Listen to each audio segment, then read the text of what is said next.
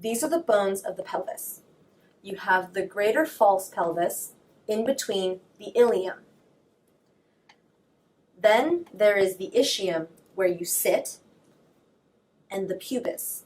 Connecting the left and right hip bones, you have the pubic symphysis, a cartilaginous piece that relaxes during childbirth, allowing for the head of the child to pass through the pelvic brim. Then there is the obturator foramen, a hole above the ischium. The acetabulum is where the head of the femur, or the head of your thigh bone, connects to the pelvis.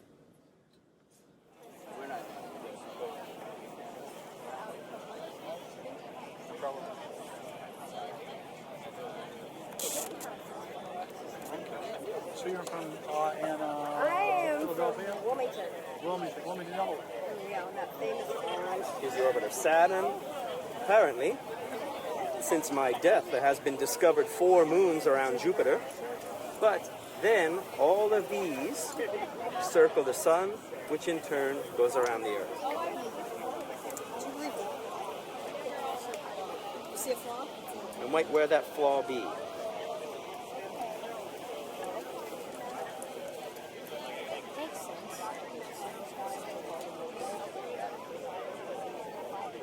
You see, and if you are to use my system to predict the dates and times and the motions of the heavens, it has at least the same uncanny accuracy as the Polish astronomer Copernicus.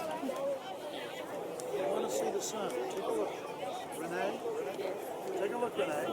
Beautiful. Oh, that is beautiful. And you, person who knows Renee's name? It's a username.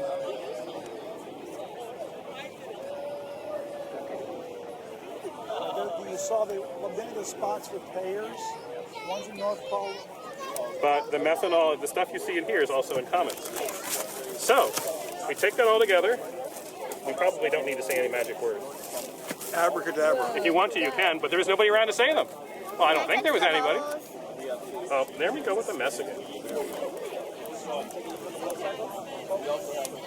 This one's got a lot of carbon dioxide in it. All right, so there's a number of things you can see. First of all, it's dark in lots of places, but it's also got light bits, got icy bits. It's also foaming and fuming. So one of the things we make sure to teach folks is our comet's hot or cold? Cold. And most folks, when you look at a comet in the sky, it looks like it's on fire, right? It's smoky. And it looks like it's running through a wind. And one of the things it actually is instead is it's actually ice. You see the whole moon? You can touch it with your eyeball. And now you can probably see it. Just out of the cloud. Right, but you can see about a greater detail there, right?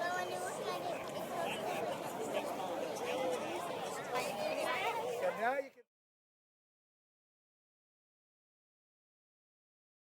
What do you think is the most interesting thing you have studied, learned, or discovered as an astronomer? Well, I think the most interesting thing I discovered was long ago. I was really studying a large number of stars to find out how far away they were.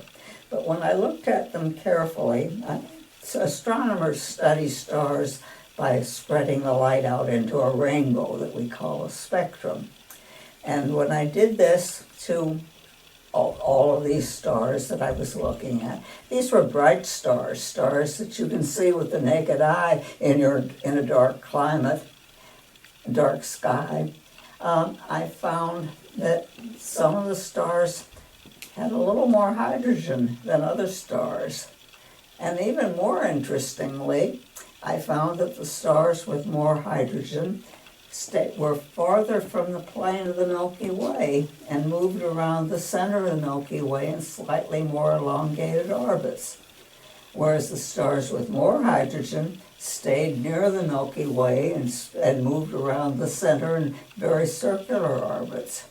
And this was the first indication of the evolution of our galaxy, because the stars with less hydrogen were actually older. All the hydrogen is made in stars, and so when the older stars the younger stars were made out of material that had been in stars before and used up the hydrogen, made other elements from it. As a scientist, though, do you feel some tinge of guilt or something that we as a species just leave junk lying around everywhere we go? I mean, I'm sorry to put it that way, but if somebody else is observing us and where we've been and measuring us, isn't it sort of a pejorative that we just leave trash lying around? I do feel weird about it, yes. And there's an alternative way to look at that, and that is instead of thinking of technology as itself a garbage product, we need to look at technology as a waste product. So technology is essentially our poo, and I think that as organisms expand and as we become multi-planet species, our poo is going to be somebody else's delightful biosignature. So that doesn't mean we need to crap up the entire universe, but it does mean that we have to always hold that both and. If we forward contaminate the entire solar system, we'll never learn anything except about ourselves.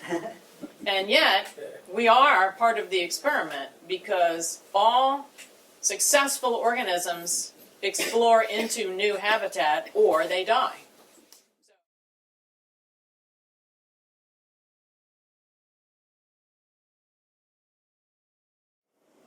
These are the bones of the arm, the radius, the ulna, which are connected to the humerus, which is connected to the scapula, otherwise known as the shoulder.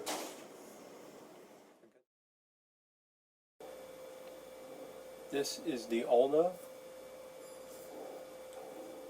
the radius, the humerus.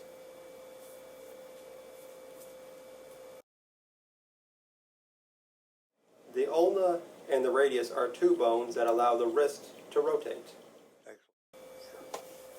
The forearm. Ulna, radius. The ulna is thicker at the elbow joint.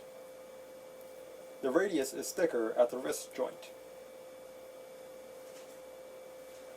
The humerus fits in here.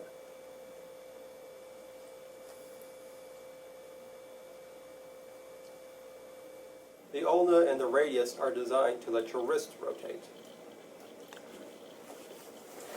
Does the moon have a magnetic field? The moon does not have a magnetic field today. It seems as though it had an early core dynamo, but it doesn't have any magnetic field. There are areas of the crust that are magnetized, and they're actually pretty strong magnetic anomalies, and we're still arguing about how those got to be that way. And they do, I wish I had a picture to show you. They have these amazing features at these magnetic anomalies, like these crazy bright swirly albedo patterns called swirls because that's what they look like. And there are these really weird loops and shapes that seem to, like, there's like an omega one. They seem that they might be following kind of magnetic field lines. And so the magnetic field is like affecting how the surface weathers there. It kind of shields it like a little mini magnetosphere and keeps the surface fresh underneath it. Yeah. Please explain your 1949 paper, The Ursa Major Group, in the Astrophysical Journal that's based on your doctoral dissertation work, particularly the moving cluster method and how you found what was really going on. Well, I didn't discover the moving cluster method, but it is a way of finding out how far away stars are. We assume that all the stars in a cluster were born more or less at the same time in pretty much the same general space. So if you find stars that are scattered all over the sky and get their velocities and trace their velocities back, in other words, just reverse direction, they should all end up in the same place at the same time. And so what you do, is to get the velocities of the stars. Well, you can find the velocity of the stars toward and away from you very easily. but finding the velocity of the stars in the other two directions is a little harder. But what you can do is you can see their motion on the sky, and the amount of that motion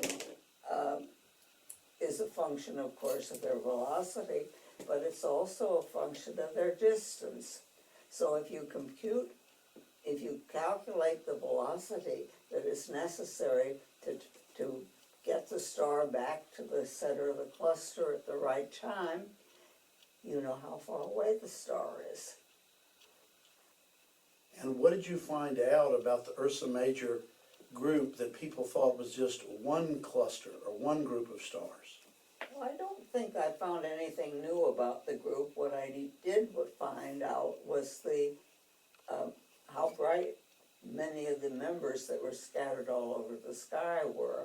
And this helped us to figure out and essentially calibrate how bright stars that look similar to them would be, how absolutely bright, how bright they would be if we put them at a standard distance.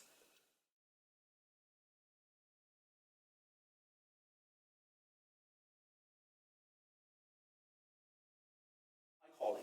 And as I have always said, ad aspera per astra. I thirsted for wisdom the way a sponge thirsts for water. I enjoyed schooling, if not my schoolmates. I was often picked upon by the older, larger boys. But in one particular occasion, having enough of that, I did thrash the bully with a rather satisfying zeal. And furthermore, I decided upon thrashing him physically, that I would thrash him in his studies as well, and outscoring him on every examination for the rest of the term. I dare say that my temper would stay with me through adulthood. Uncle, I have never seen evidence of such a temper. I have seen in you nothing but felicity, kindness, and avuncular ardour.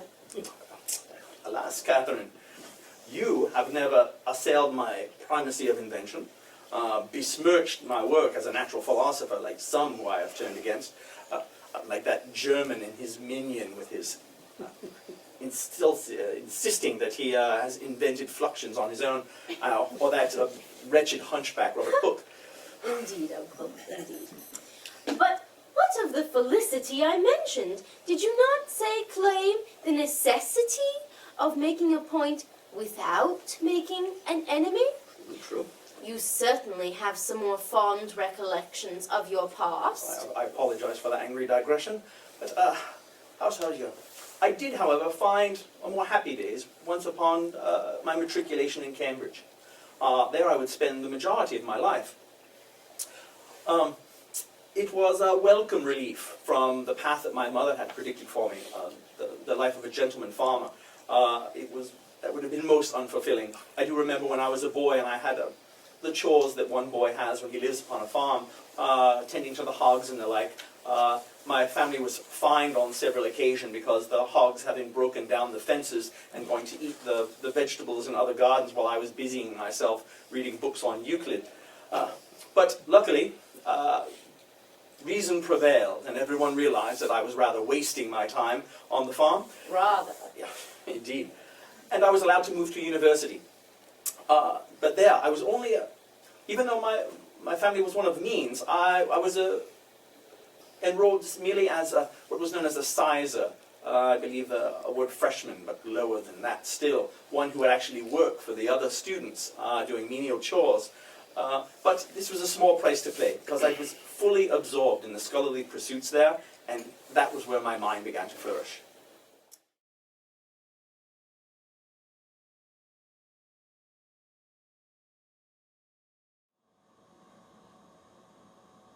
The hyoid bone.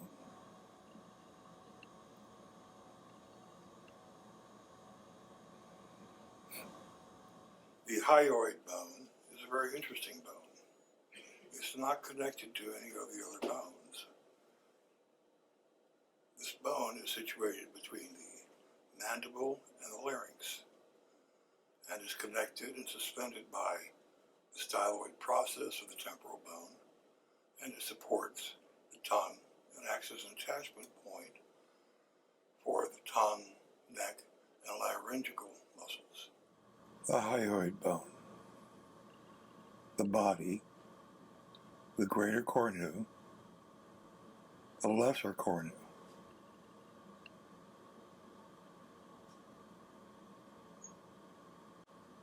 The hyoid bone.